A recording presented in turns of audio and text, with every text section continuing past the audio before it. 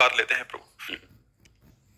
भारत भूमि ब्रह्म ऋषियों की है, महान भागवतों की है, धर्मनिष्ठों की है, तपस्वियों की भूमि है, सतियों की भूमि है, बेविचारियों की भूमि नहीं। इसीलिए भगवान यहाँ उतार लेते हैं। जैसे भक्त का हृदय संपूर्ण दोषों से रहित होकर भगवदाकार होता है तो भगवान प्रकाशित हो जाते हैं। ऐसे इस भूमि में ब्रह्म ऋषियों का प्रताप, महाभागवतों का प्रताप, जगत पिता को पुत्र बनाकर अपने घर में अवतरित कराने की सामर्थ्य जिस महान भक्ति में, ऐसे महान भक्त जो उस ब्रह्म को अपने मय में स्थित कर एकाकार है, मैं ब्रह्म हूं, ऐसे ब्रह्म ऋषियों की ये भूमि है। इसलिए भारत पे अवतार लेते हैं। जहां गंगा और यमुना, सती और यतियों की धूम मची है वो भारत भूमि है, बेविचारियों की भूमि नहीं है। एक चाहे जैसा भोजन करो और चाहे जैसा व्यभिचार करो तो तुम्हारे अंदर अविद्या प्रकाशित होगी, भगवान प्रकाशित नहीं होंगे। अन्य सब देश प्रांतों में देख लीजिए क्या हो रहा है और उसी का अनुकरण आज हमारा भारत कर रहा है। तो अब किस दुर्दशा को प्राप्त होता चला जा रहा है, नास्तिकता को प्राप्त होता चला जा रहा है, व्यभिचार को प्राप्त हो। हमारे भारत भूमि में ऐसा धर्म नहीं है।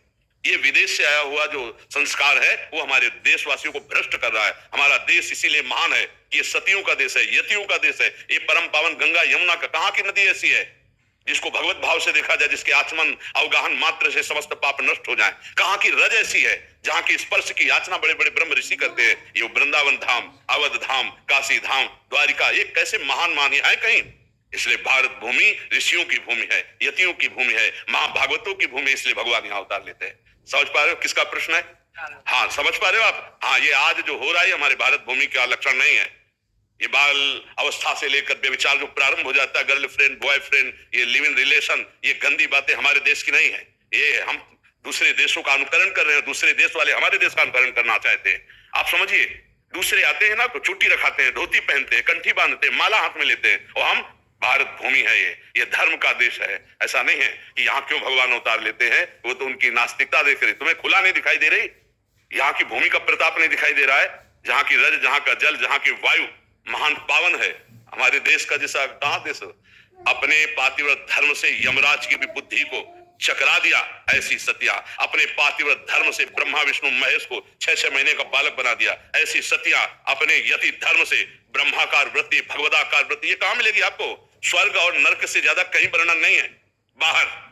तो स्वर्ग और नर्क से ज्यादा नहीं, जीवन मुक्त अवस्था, भगवान को अधीन करने वाला प्रेम, ये भारत भूमि में विराजमान। इसलिए भगवान यहाँ उतार लेते हैं। है सर्वत्र समोहम सर्वभूतेषु, उस कोई ऐसा कण नहीं जिसमें हमारे भगवान न विराजमान हो। चाहे कोई भी देश हो, कोई भी देश हो, कोई जड़ चैतन्य हो, भगवान स्वयं बने हैं। वासुदेवा स्वरमिति, सब कुछ वासुदेव ही है। वासना वासुदेवस्य वासितम भुवनत्रयम् सर्वभूत निवासोऽस्मि वासुदेव नमोस्तुते। पर साधना और आराधना के द्वारा उनको प्रकट किया जाता है। ये साधना और आराधना से परम पावन भूमि भारत है। ये कोई साधारण नहीं है, ये कर्म क्षेत्र है, ये महान धर्म क्षेत्र है, ये प्रेम क्षेत्र है, ये ज्ञान क्षेत्र है। ऐसा कहीं आपको त्रिभुवन में नहीं मिलेगा, ब्रह्मलोक में भी ऐसा नहीं मिलेगा। जो महाभागवत जन ब्रह्म प्राप्त महापुरुष है उनको ब्रह्मा भी नमस्कार करते हैं। ये वो देश है।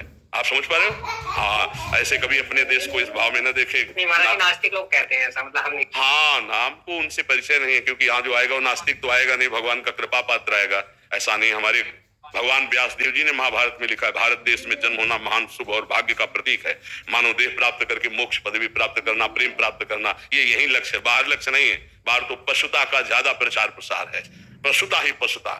हाँ, अभक्ष पदार्थ, उनका आहार ही मांस है, उनका जीवन ही व्यभिचार और भोग है, कहीं योग का नाम नहीं है। और यहाँ गृहस्थ से लेकर विरक्त तक सब योग मार्ग का अनुसरण करने वाले थे, कुछ है और आगे भी रहेंगे। कुछ जो बाहरी हवा में आ चुके हैं, उनके वेशभूषा बदल गई, उनके आचरण बदल गए हैं ना। कौन सा ऐसा देश है जहां ब्रह्मचर्य जाना जाता हो? ब्रह्मचर्य किसे कहते हैं? सतीत्व जाना जाता हो, पातिव्रत धर्म जाना जाता हो, यतित्व। अगर कोई तुम्हें मिलेगा ना यति, तो यहीं का चेला होगा। ध्यान रखना, भारत का ही चेला होगा। अगर कोई तुम्हें यति दिखाई दे तो भारत का ही चेला होगा। दुर्भाग्य है कि अपने देश की महानता को न जानकर हम दूसरे का अनुसरण करते हैं। ये दूसरे का अनुसरण, हमारा देश जो है, हाँ, भगवान का परम पावन देश है। भगवान सर्वत्र हैं। अब आप विचार करके देखिए, भगवान सर्वत्र हैं, सब में हैं। आप यहाँ क्यों आए? जो हम में भगवान है वो आप में है, सब में। आप यहाँ क्यों आए? जैसे हम आपसे प्रश्न करें तो आप इसका उत्तर दे पाओगे? हाँ, तो इसीलिए समझ नहीं तो आप सीधे उत्तर दे सकते हो कि जो हम नहीं कर पाए वो आप कर लिए हो, इसलिए मैं आया हूं आपसे मिलने। जहां मैं फिसल गया हूं आप खड़े हो, इसलिए मिलने आया हूं। जो करना चाहिए वो आपने कर लिया, इसलिए आपके दर्शन करने आया हूं। जो करना चाहिए वो मैंने नहीं किया, इसलिए मुझे पश्चाताप वही पुनः करना चाहता हूं। साफ बात है, पांचभूत जो यहाँ है वो वहां है, अविनाशी जो यहाँ है वो वहां है। कोई इतना अंतर नहीं है, बस अंतर इतना है अपने अंतर में फंस ले, हम निरंतर में आ गए। अंतर रहित होकर उसका निरंतर चिंतन, उसी बात को समझने आए हो, देखने आए हो। समझ रहे हो ना? तो ऐसे ये भारत देश निरंतर भगवत स्पर्श से संपन्न है। कोई ऐसा कोना नहीं जहां भगवत प्रेमी महात्मा न रहता हो, भगवत बोध। आज भी भले दम्भ और पाखंड का तांडव हो रहा है, लेकिन उनके बीच में सत्य तो विराजमान है ही। अगर सत्य नोट ना होता तो नकली नोट ना बनता।